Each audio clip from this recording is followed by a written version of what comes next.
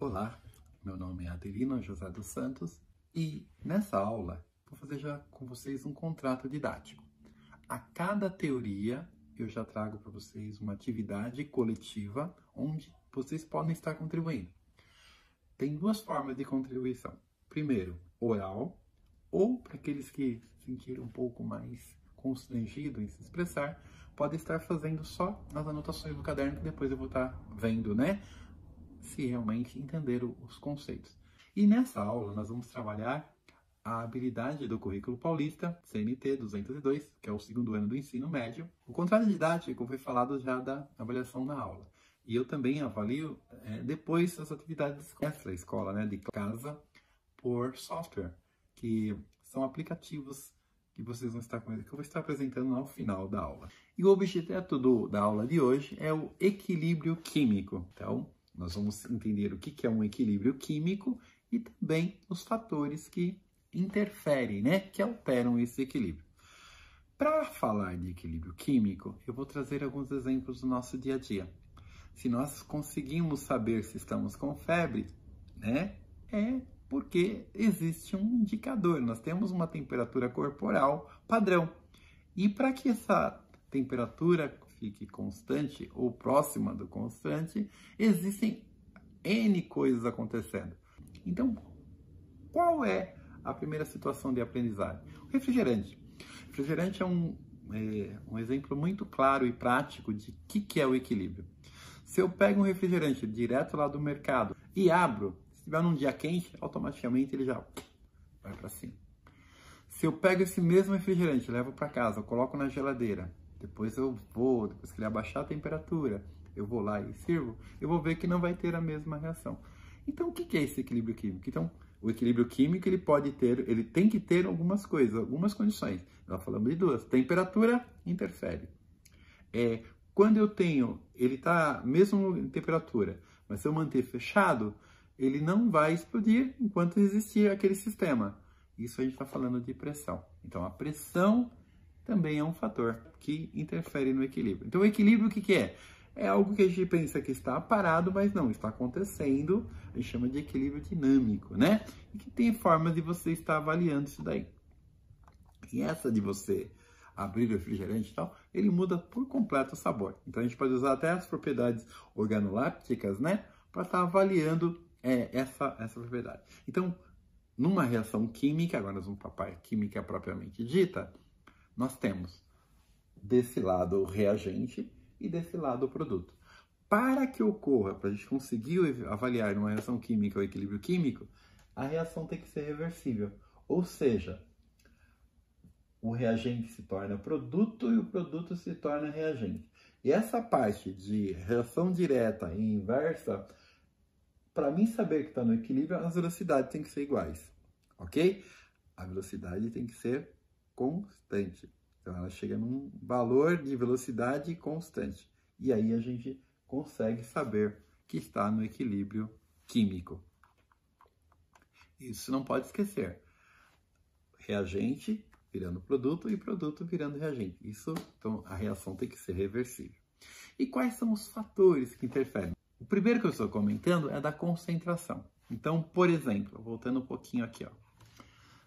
Se eu acrescento a substância B, para que volte, que o equilíbrio na verdade é uma balança, para que volte a um novo equilíbrio, tem que se formar C e D, para consumir o excesso do B. Então, se eu acrescento aqui, altera para lá. Se eu tiro aqui, consome mais produto para formar mais para cá. Então, equilíbrio químico em relação à concentração, esse o princípio. O outro fator é a pressão. Só tem que tomar cuidado com a pressão. A pressão, ela vai sempre deslocar. Por exemplo, se eu aumento a pressão do sistema, ele vai deslocar para o menor volume, ok? Se eu diminuo, aí desloca para cá. E assim vai. Então, aumento da pressão, desloca para o menor volume. Diminuição da pressão, desloca para o maior volume, ok? E como que eu vou saber disso? Pela equação química.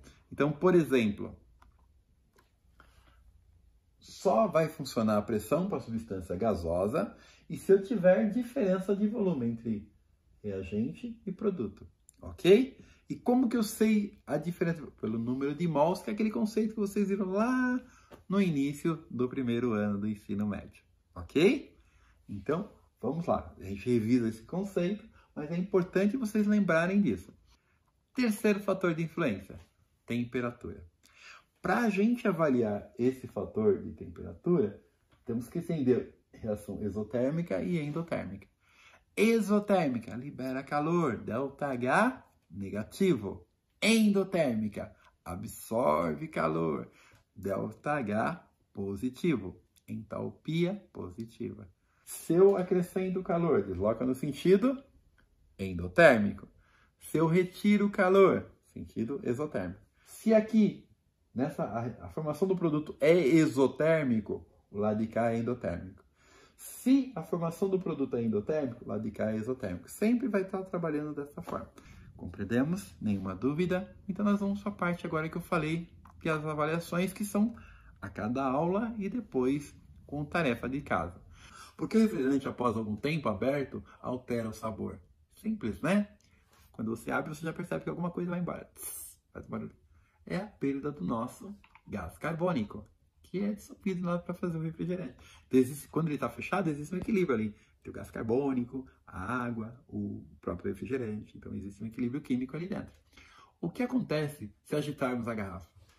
Aí é uma propriedade. Os gases, normalmente, eles solubilizam menos em temperatura alta.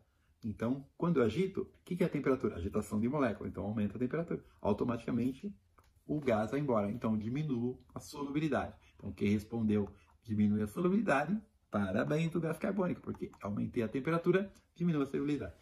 Parabéns para quem participou, porque agora já estamos finalizando a aula. Vou deixar esse QR Code, você apontando o celular para esse QR Code, você vai participar de uma atividade relacionada a equilíbrio químico e tudo isso que nós já conversamos.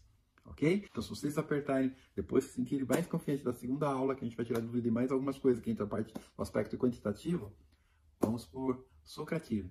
Que aí você, com o celular individualmente, você vai entrar nessa, que aí vai ter a parte teórica. Só lembrando que na dissertativa, você vai ter só 200 caracteres para estar respondendo. E uma dinâmica que nós vamos utilizar, que pode vir preparado para a próxima aula, isso aqui são todos plugados, é o Kahoot, que nós vamos fazer sobre equilíbrio químico, e só clicar nesse link que já vai estar aberto lá também para vocês treinarem em casa e depois nós vamos fazer uma atividade bem dinâmica. Obrigado pela participação. Então, lembrando que todas essas metodologias ativas, mais aquilo feito em aula, mais o caderno, serão formas, né, de fechar a menção final. Espero que tenham entendido. Até mais.